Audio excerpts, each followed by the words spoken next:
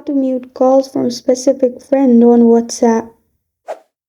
Hi everyone, I'm here to assist you today without any delay. Let's jump right in. First, open WhatsApp. Click on the person you want to mute calls of.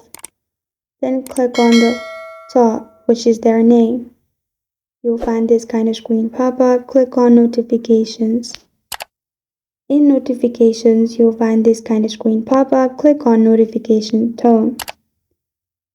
And then at the bottom, click on settings. And here select none. After you have selected none, go back and their calls will be muted. This is how to mute calls from specific friend on WhatsApp.